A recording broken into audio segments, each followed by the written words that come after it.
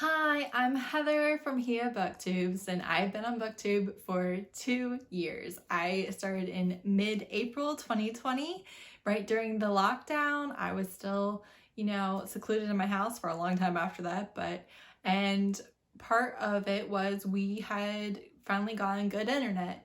And I knew that that was my last big hurdle to starting Booktube, and I also knew myself that if I put it off after that piece was in place, then I would continue to just not do it.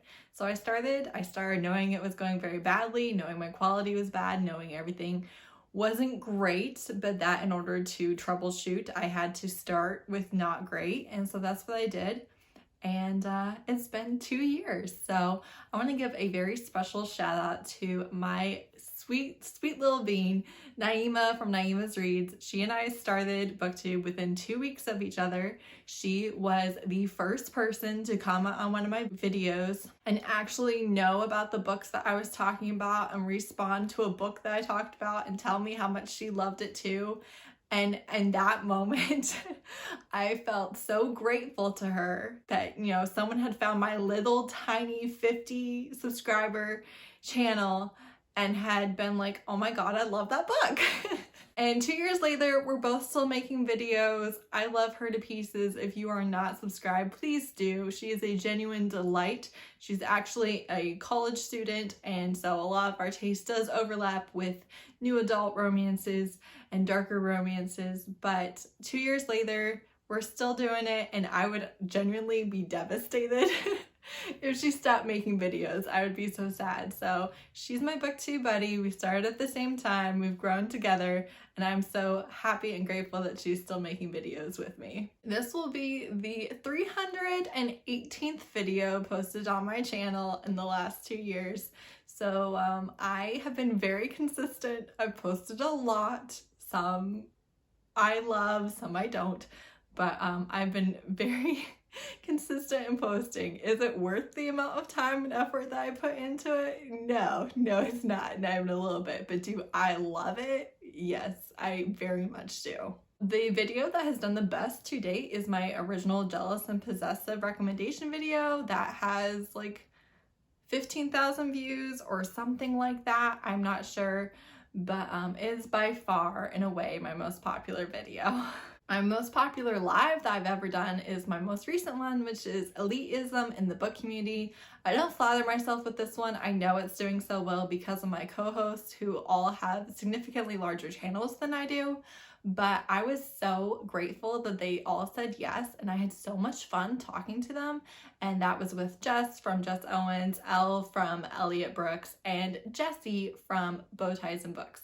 And I really had so much fun, and that's the one that's done the best, again, because they have larger audiences, but I loved having them on.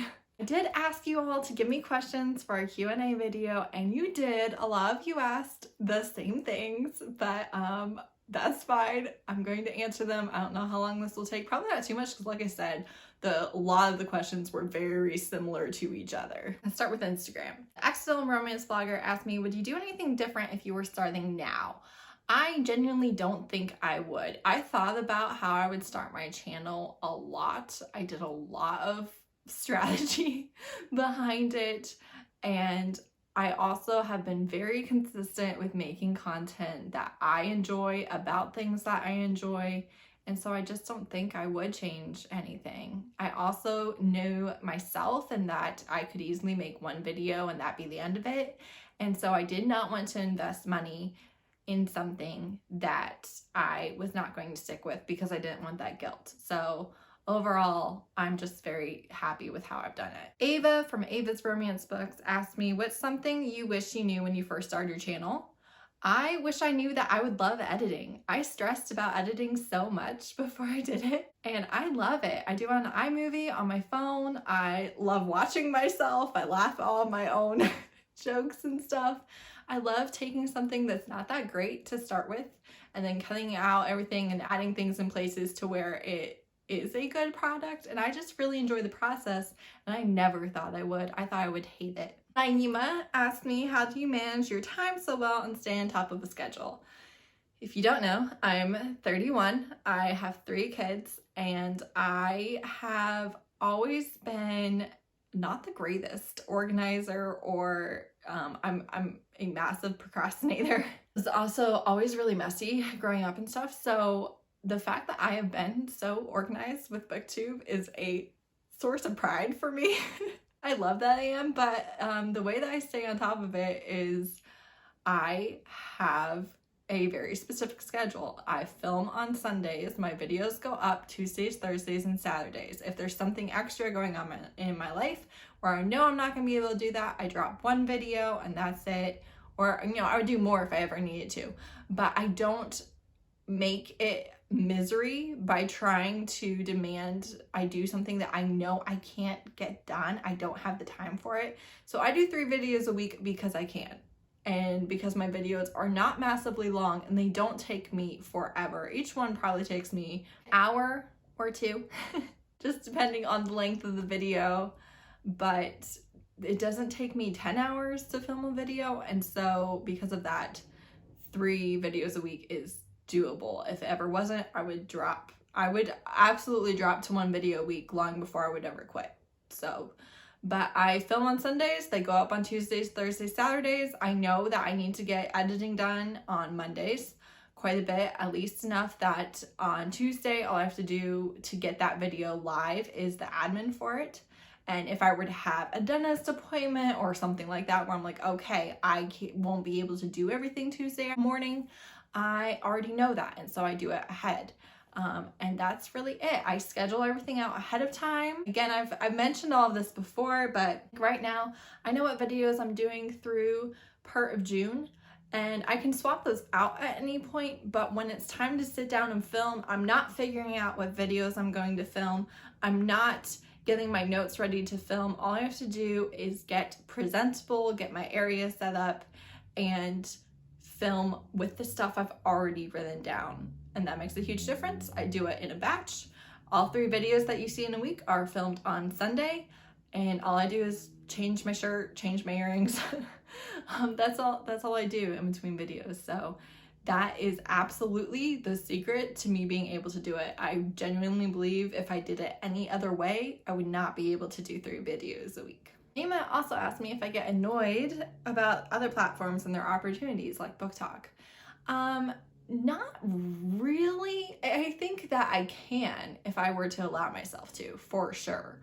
But ultimately, their success doesn't take away from my success, because the people who want what I am putting out will prefer my content. And that is, you know, longer content than Book Talk. And it's also explaining to you why you should like the book or not. And I don't know, I just do it the way I like it, and I know the people who will like what I like will like viewing me. And if they also like viewing 100 other people, that doesn't actually take away from me. So I really just don't let it bother me. Also, I don't care about owning books. I do not care about getting ARCs. The only thing that I would like is money. So like, the people who can actually get paid, that's amazing, but also, you know, it's either you or it's not, and you can't be better about it. That's what is the worst thing about the community. If we're talking romance specific, I would say how incredibly white women centric it is, and how often they act like that's the only people who are reading romance, and I think that's just a real disservice to the community. If we're talking all of Booktube, I would say the worst thing is that people like watching the most popular books. And so the most popular videos are always going to be books that you've already heard of. And to me, that's just not interesting. And it's, you know, I don't care if other people do, but to me, I want to hear about a new book that I might want to read. And if I've already heard about it 20 times, I feel like I wasted my time.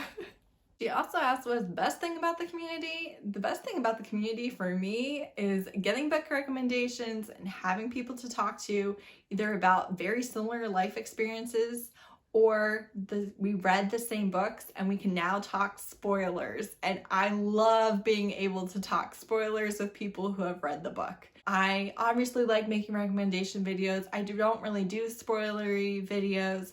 So every time I talk about a book, I'm talking about things that I would not be irritated if I found out without having read the book and wanted to read the book. So sometimes it will be spoilery things, but it's like, this is why I hated this book and why I don't think you should read it. And again, I want to know that. So that's the type of videos that I make, and I make that on purpose. But sometimes I'm just like, oh, but I want to talk about this thing and I can't, because, you know, it will take so much of the enjoyment away from you. But I loved it so much. I want to talk to people about how much I loved this part. And so that's genuinely my favorite part, and what I think gives the community longevity, because because there's so much joy in that, and it's a connection that you can't always get in people who are local to you or just in your life for other reasons. Because we've connected over books, it's more likely that we're going to be able to talk spoilers. Steph from Novelty Corner asked me what my most challenging video is. The ranking my friends' reading taste tier list. I was so stressed about that video, about editing it and getting it all together. It was definitely one I put off for a little bit because I knew it was going to be a lot more work than my other videos, but I did absolutely love it. She also asked my favorite videos to film. I love the end of the year stuff, although I do get tired of it. I love like the first couple of them. I'm like, oh my God. I love filming recommendation videos. I love filming all my videos, to be honest. That's why I make them. But I really love filming recommendation videos, and I really love filming my more one-off videos. So the discussions or like the book journals or things like that, that it's not the same video that I film every week. I really like those. She also asked, what's my proudest moment on Booktube? Honestly, every time I ask somebody to be in a live show and they say yes, I am so grateful and flattered and just like, oh my God, yes, you want to be on my channel, yay. Honestly, that's a high for me. It's just like, oh my God, thank you. She also asked, what am I most excited about moving forward? Growing. I definitely see myself doing this for the foreseeable future. Do I think I'll be doing it in 5 years? Yeah, I do. And I hope that I am. I love getting more and more and more books and authors to be able to recommend to you and tell you this was good. That's really it. More books, more videos, more friends. That's it. Izzy from Happy For Now asked what I would change about my booktube, how I've done it. I already said I really don't think I would, even though there are definitely things that I'm like, that wasn't maybe the right move. I still did the best I could with what I had at the time, and I felt like it was a good decision for me. She said, lesson you've learned from being on Booktube. I think that you can get really popular. You can grow your channel by just reading popular, mainstream, white authors with little to no diversity in your reading, and you will grow and you will be popular, but there will be a lot of people who will not hang with you. So there's that. Shay from 50 So Shay is her Instagram. I don't think that's her channel. Shay asked me, how have you grown as a person since you started Booktube? When I started Booktube, I didn't think that you needed to read diversely. I had never read diversely because I didn't know authors. I didn't have access to brand new books or anything like that. It was literally, you got this hardcover in a yard sale, you know the title, and that's it. You know, you don't know what genre it is. You don't know what the story's about. You definitely don't know the identity of the author. So that's how I grew up reading. Also, my reading was very censored. My mom read every book I read before I did. And so if it was a book I was allowed to read, then I was reading it. And so I can just tell you from experience from somebody who would have read a diverse book that came in front of me, but wasn't purposely seeking it out or didn't see any importance in it, I have radically changed my mind. Busy Bee asked me what my favorite Taylor Swift album is, and that would be Folklore and Evermore are tied together. I love them. They're my favorites. I think it's her best work. The albums that I will still listen to straight through the most are Folklore, Evermore, and Reputation. But I love Taylor Swift, so I like all of it. Book Terror asked videos you made that you like the most. I really like my video that is Quiet Heroines, because I don't think that you have to be the sassy heroine in order to have strength. So I really like that one. I also really like the worst kinds of readers. That was fun to make. I loved my favorite tropes and books for it. I love that one. So I guess those. Okay, on Booktube, Steph asked, I know I asked a stack of questions on Instagram, but here I am with another one. Who's an author who you now love that you found because of Booktube? Christina C. Jones, for sure. I found her because of Mina and Mina's Reads. I think I was in the comments of a random live show that she did. Like, she was just chatting in the afternoon. It wasn't anything super scheduled. And I asked for, I think, a low stress or low conflict or low angst romance recommendation, and she told me I Think I Might Love You by Christina C. Jones, and I read it and loved it, so I'm very grateful to her. Tara asked me, congratulations, what's your least favorite romance subgenre? My least favorite.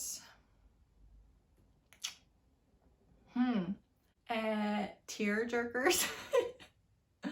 Gut-wrenching, anything, those types, those contemporaries that are meant to make you bawl.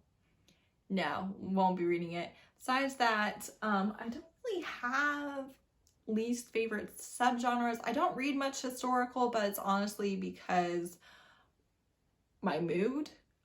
When I am in the mood, I happily read it. I have read quite a bit in the past, so I feel like maybe historical, but truly it's not. It's not my least favorite. It's more just I don't like this trope, or I don't like this type of execution of the story. That I'll avoid, not so much a subgenre. She also asked, do you remember reading your first book and what age were you? I read my K4 readers. I distinctly remember those. And then the first chapter books that I read, first one my parents ever read me was The Happy Hollisters. I read a lot of The Boxcar Children, Trixie Belden, Nancy Drew, those mystery type books. Albelle said, congratulations. What have you learned, experienced about romance Booktube that you would have liked to have known before you started? It can be a bit cliquey, which is fine because people are people whether they're on Booktube or not. I think I would have just liked to have known how many people will decide that they don't like you based on one comment or one misunderstanding. I guess that. Also, I would have liked to have known that by women for women was a lie. Morgan said, congratulations. What's your favorite book you've read because someone else on Booktube talked about it? Heart, Blood, and Ashes by Milla Vane. I read that because so many fellow romance booktubers read it and raved about it, and I absolutely loved it. It is my jam. What's a buzzword in a synopsis or review that will make you one click? Sociopath. Yeah. Yep. Dark Queen, Dark Throne. That is a cool name, first of all. Since the 2 years you've been in Booktube, has your reading taste changed at all? It's gotten incredibly more diverse, but also I definitely go through phases in my reading. So when I started Booktube, I would say that I was reading more shorter books, and I've alleviated from that a little bit. But it's all completely based on my mood, and it's very cyclical.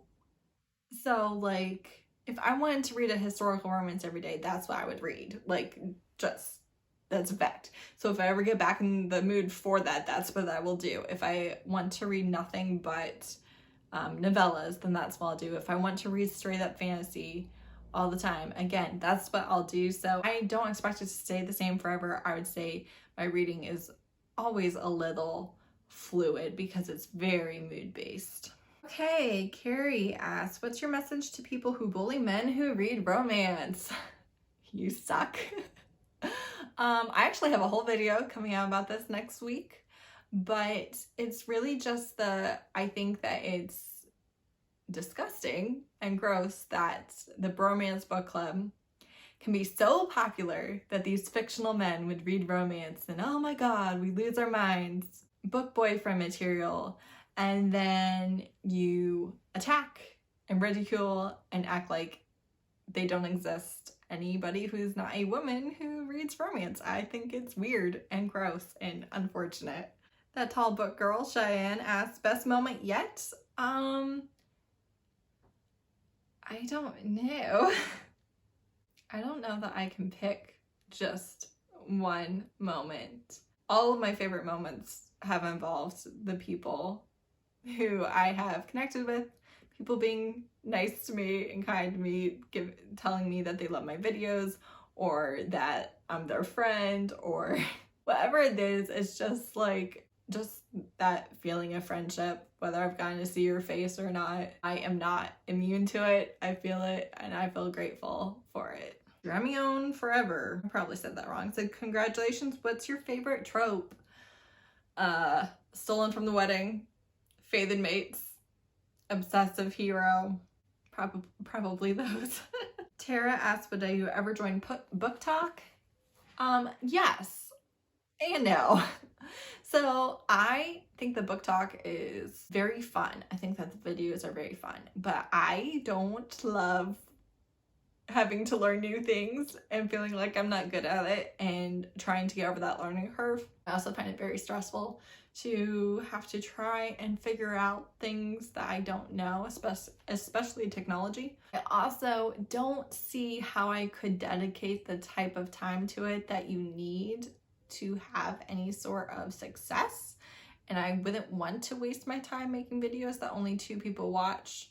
Truly, like, just to be honest, I wouldn't want to, but I also wouldn't want to have to post a video every day or 3 times a day or any of those things. I feel like it would be a lot of effort and I haven't done it because I don't feel like I can give that effort.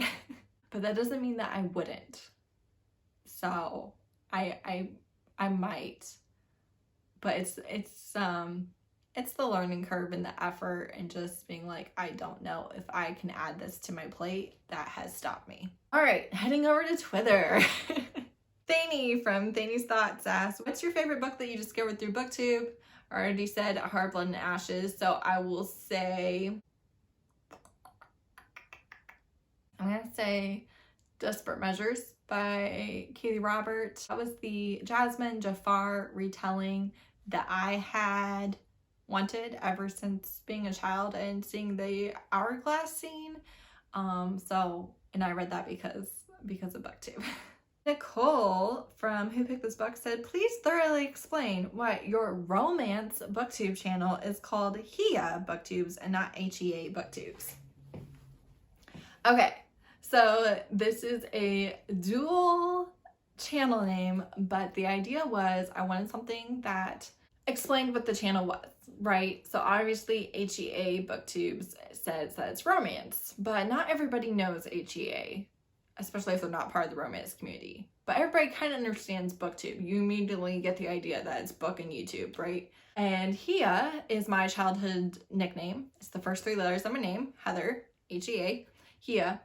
And so I wanted it to be like, Heather is doing Booktube, Heather Booktubes, Heather. So I didn't want to do reads or loves books or any of those things that there's like 1,000 of those channels, and so it's just easy to get you mixed up and also you don't show up.